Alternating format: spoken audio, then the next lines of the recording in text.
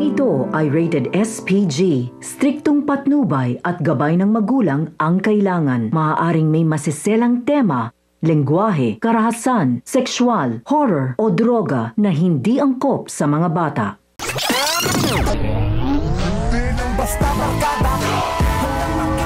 Nagsusumiklab sa galit si Rigor nang malaman niyang may nagpatakas kay Marites. Isa-isa niyang binugbog ang mga tambay sa bilyaran hanggang sa may umamin. Dahil dito ay napilitang umamin ng isa at sinabi kung saan nagtatago si Marites. Hindi siya tumigil hanggat hindi niya nakukuha ang sagot na gusto niya. Sa kabilang banda na naginip naman si Ramon at napansin ni Tanggol na tila balisa nga ito. Iginiit ni Ramon na kinakailangan na nilang mailigtas si Marites dahil malakas ang kanyang kutob na may masamang gagawin si Rigor. Agad namang sumang-ayon si Tanggol dahil kilala niya ang ligaw ng bituka ni Rigor. Pagdating nila sa Quiapo ay agad ngang napansin si Tanggol ng mga taga-San Dimas at nilapitan niya si Berto. Sinabi niya dito na kaya sila naroon ay dahil ililigtas nila ang kanyang nanay Tess. Habang si Rigor naman ay natuntun na si Marites at walang pakundangan niyang sinampal ng kaliwat kanan si Marites na para bang wala ng bukas. Sabay nagbanta na hindi na siya makikita pa ni Ramon na Tanggol kahit kailan. Wala namang kaalam-alam si Tanggol sa labas na paulit-ulit na binubugbog ni Rigor ang kanyang nanay Tess hanggang sa hindi na makayanan ni Tess at kinuha niya ang kutsilyo para maipagtanggol ang kanyang sarili. Sinabi niya kay Rigor na isa itong demonyo na tinatawanan lamang ni Rigor at sinabi na mas masahol pa umano siya sa demonyo.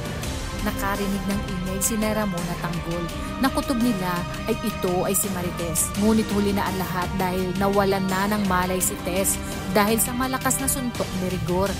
At sakto din na may paparating na kapulisan kaya agad na natimbrihan si Tanggol at sumibat agad sa Quiapo. Paano pa kaya makakatakas si Tess? Dito ginamit niya ang kanyang utak. Kilala niya si Rigor, kaya nagpanggap siya na hindi nalalaban at para makasiguro umano si Rigor ay isama siya nito sa lahat ng kanyang lakad kung saan napaisip naman si Rigor na may punto ito. Sa ganitong paraan umano hindi na niya inisip na maiiwan si Marites at wala ng pagkakataong makatakas pa ito.